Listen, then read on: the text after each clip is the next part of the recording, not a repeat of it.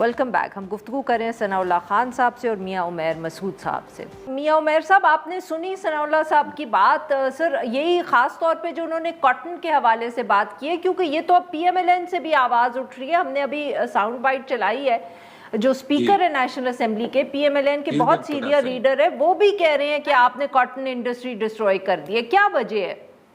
देखिए, पहली बात तो ये है कि सबसे पहले तो मैं आपको बता दूं कि ये 89 लोग हैं पाकिस्तान में जिनकी ये शुगर मिल्स हैं, या 89 शुगर मिल्स हैं जो पूरे पाकिस्तान में ऑपरेट कर रही हैं। और दूसरे नंबर पे मैं आपको ये बता दूं कि इन शुगर फैक्ट्रीज के लिए बाकायदा हर प्रोविंस ने शुगर फैक्ट्रीज कंट्रोल एक्ट पास किया हुआ है।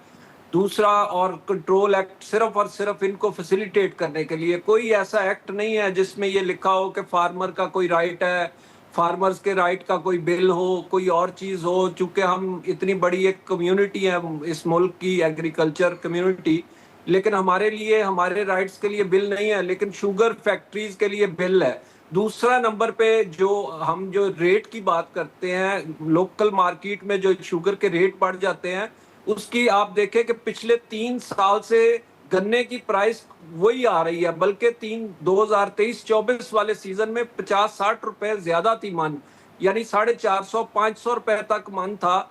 लेकिन अब जो है वो शुगर केन का रेट 400 रुपए मन, इस दफा कोई 450 एंड पे 450 हुआ। लेकिन बात यह है कि वो रेट क्यों बढ़ रहे हैं, इनके चीनी के रेट तो बढ़ रहे हैं, शुगर केन के रेट कम हो रहे हैं। फिर इसी तरह हमेशा से ये होता है कि जब भी चीनी कम हो जाती है, पहले कहा जाता है कि जी चीनी वाफर हो गई है, फिर बाद में उसके रेट बढ़ा के कमी की जाती है, कभी इंपोर्ट होती है, कभी एक्सपोर्ट होती है। हमें समझ नहीं आती कि ये एक्सपोर्ट कहाँ हो रही है और इंपोर्ट कहाँ से हो रही है। ये वही चीनी होती है जिसे सिर्फ बदला जाता है, नाम बदल के दोबारा फिर बेच दिया जाता है। दूसरा जो आपको कॉटन का इशू है, सबसे पहले तो देखे ना, कॉटन एरियाज में शुगर मिल लगाने का कोई जवाब ही नहीं बनता था। आपने पूरी वो एक बेल्ट है जिसमें पानी, शुगर जो है, शुगर केन, उसको तो पानी की इंतहाई जरूरत होती है, और वो पानी वाले दरियाई इलाकों में लगाया जाता है। इन्होंने सारा रेगिस्तान में जाके भावलपुर, रहीम यार खां में मिलें लगा दी, और उसकी वजह से हमारी सारी कॉटन बेल्ट की बर्बादी हो गई। और दूसरा जो कॉटन का मसला है कि हम देखें ना, जिस तरह सनाउल्लाह साहब ने फरमाया कि कॉटन नहीं हो रही, वो हम इतनी कमी क्यों हो गई? हमारे पास तो रिसर्च नहीं है, सीड नहीं है। 1990s में सीड आया था BT1, और उसके बाद आज तक हमारे पास कोई सीड नहीं है, कोई वैरायटी नहीं है। हमारे रिसर्च के अदारे बिल्कुल फारिग हैं, उन्होंने कुछ भी नहीं किया इस सिलसिले में, और तबाही फेर दी। इसी तरह आप बाकी फसलों का देख लें, अब पिछली हमारी आलू की फसल गई है, तो आलू की फसल में ये हुआ हमारे साथ कि हमारी कॉस्ट। उमैर साहब, सनाउल्लाह साहब आपसे कोई सवाल पूछना चाह रहे हैं। उमैर साहब, ये जो इस सेक्टर को, शुगर के सेक्टर को डीरेगुलेशन करना चाहते हैं आप, जो किसान हैं उनका क्या मौक़िफ़ है? डीरेगुलेशन किसान को फ़ायदा देगी, क्योंकि सिंध गवर्नमेंट इसकी मुखालफत कर रही है और बड़ी शदीद मुखालफत कर रही है।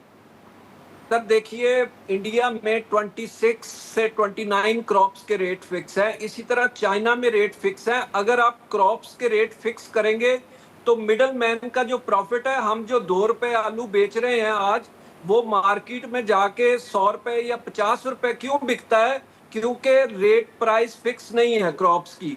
अगर हम ये समझते हैं, अगर गवर्नमेंट सिंसियर है, वो प्राइस फिक्स करे, फार्मर को मुनासिब मुनाफा दे। हम ये नहीं चाहते कि हमें बहुत बड़ा मुनाफा मिले, लेकिन सिर्फ शुगर केन के लिए नहीं हो। शुगर केन इनका अपनी जाती खेती है, ये समझते हैं कि ये मिलें सारी सियासतदानों की हैं, तो वो इस पे ही जोर देते हैं। बाकी इसके अलावा भी मुल्क में फसलें हैं, इन्होंने गंदम को डीरेगुलराइज किया है, उसकी तबाही कर दी कि उसमें 2 साल में, गुज़िश्ता 2 साल में 200 अरब से ज्यादा किसानों का नुकसान हुआ है। और ये नुकसान सिर्फ हमारा नहीं होता, ये मार्केटें भी वीरान होती हैं, इससे मिलें भी बंद होती हैं। ये किसान ही है जो पैसा, आप देखें ना, आप बेनजीर इनकम सपोर्ट प्रोग्राम में 850 अरब दे रहे हैं। आप अगर किसान को 100 अरब दे दें तो यकीन करें आपको 100 अरब का 1000 अरब बना के देगा। हमने एक बीज लगाना है और उससे 100 बीज निकलने हैं, लेकिन इस तरफ कोई नहीं आता। IMF ये क्यों नहीं कहता कि आप 850 अरब जो है वो बांटने के लिए तो है, लेकिन अगर हमारी खाद पे कोई सब्सिडी नहीं है, फर्टिलाइजर पे कोई नहीं है, सीड पे कोई नहीं है, पानी पे, बिजली पे, किसी चीज पे हमारे सब्सिडी नहीं है, लेकिन ट्रैक्टरों को दे दी जाती है ठीक। ताकि ट्रैक्टर इंडस्ट्री फाल हो सके, लेकिन किसान को कोई सब्सिडी नहीं दी जाती। अगर आप सपोर्ट नहीं करेंगे किसान को, इंडिया में सर 1.7 ट्रिलियन इंडियन रुपीस की सब्सिडी है सिर्फ फर्टिलाइजर के लिए।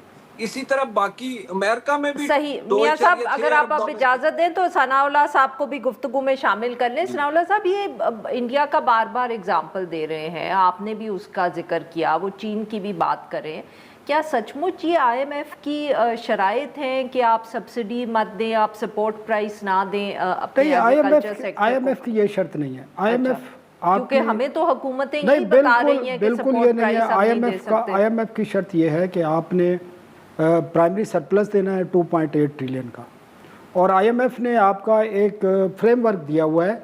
अब अगर आप सब्सिडी दे रहे हैं तो वो पूछते हैं कि ये पैसा कहाँ से आएगा।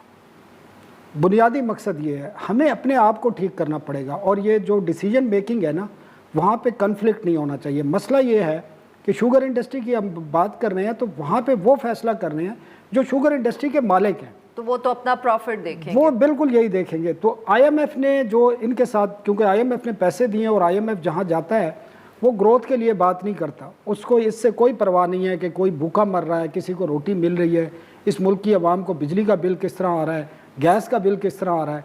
उनको ये फिक्र है कि आपके जो तो स्टेटमेंट है, हमारी सरकार को भी फिक्र नहीं है। नहीं नहीं बिल्कुल नहीं है, वो बिल्कुल आप सही कह रहे हैं। अगर फिक्र होती तो वो कम से कम इस किस्म की स्ट्रेटजी लेके आते कि आज ये सूरत हाल ना होती जो बन चुकी है कि आप एक पनिशमेंट टैक्स सिस्टम आपने लागू कर दिया है। और मैं बाज़ दफ़ा कहता हूँ, बाज़ लोग नाराज़ हो जाते हैं कि फ्रेंच रेवोल्यूशन आया था तो उसकी वजह यही थी कि वहाँ नमक पर भी टैक्स लग गया था, और जाके लोगों के घरों में घुस के बाकायदा टैक्स जो है छीना जाता था। तो जब इस किस्म की सूरत हाल होगी, आपको देखना पड़ता है, ये कोई कंपनी नहीं है, ये 26 करोड़ आवाम का मुल्क है। आप कंपनी की तरह उसको रन कर रहे हैं, बैलेंस शीट को देख के रन कर रहे हैं। बैलेंस शीट से मुल्क नहीं चलते भाई, ये ज़िंदा लोग हैं, इंसान रह रहे हैं इधर। आपने उनकी रिक्वायरमेंट और ज़रूरियात देखनी है। और हुक्मरान जो रियासत का सरबराह होता है, उसकी अपनी औलाद सिर्फ नहीं होती, पूरा मुल्क उसकी औलाद की तरह होता है। आपको एक नज़र से सबको देखना पड़ता है। मकसद मसला ये है कि हमारी जो हुक्मरान हैं या जो डिसीजन मेकर हैं, वो इस चीज़ की उनके परवाह नहीं है। वो उन्होंने पता ही नहीं है कि उन्होंने कभी बिजली का बिल या गैस का बिल जमा भी कराया है। बिल्कुल सही जी। हमारे पास 1 मिनट रह गया। मियां उमैर साहब, आप अगर इधर कुछ ऐड करना चाहें, खास तौर पे शुगर के हवाले से।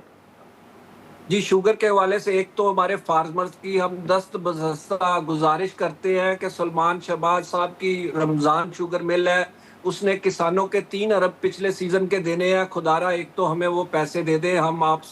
हम लड़ नहीं सकते, हम कमज़ोर लोग हैं, हम आपसे हाथ जोड़ के रिक्वेस्ट करते हैं। दूसरा, मेरी गवर्नमेंट से और ख़ास तौर पे फील्ड मार्शल साहब से अपील है कि ये सेक्टर तबाह हो रहा है, इसका बेड़ा गर्क किया जा रहा है, इसके लिए कोई खसूसी तवज्जो दी जाए, वरना ये किसान भी तबाह हो जाएगा और ये मुल्क की जो फूड सिक्योरिटी है वो ख़त्म हो जाएगी। क्योंकि अब हालात इंतहाई मुश्किल हो चुके हैं। हमारा कोई फसल जो है, हमें तो ये शुगर बाहर एक्सपोर्ट कर रहे हैं, हमें तो गंदम तहसील से बाहर नहीं जाने देते। पुलिस भी खड़ी है, IB की खड़ी है, इंतज़ामिया भी खड़ी है, हमें तो तहसील से बाहर ले जाने की इजाज़त नहीं है गंदम। ये तो बाहर के मुल्कों में भी अपनी शुगर भिजवा सकते हैं। बहुत शुक्रिया हमारे 2 मेहमानों का, उन्होंने हमारे लिए वक्त निकाला। नाजरीन, आज के लिए बस इतना ही। Will be back on Monday now.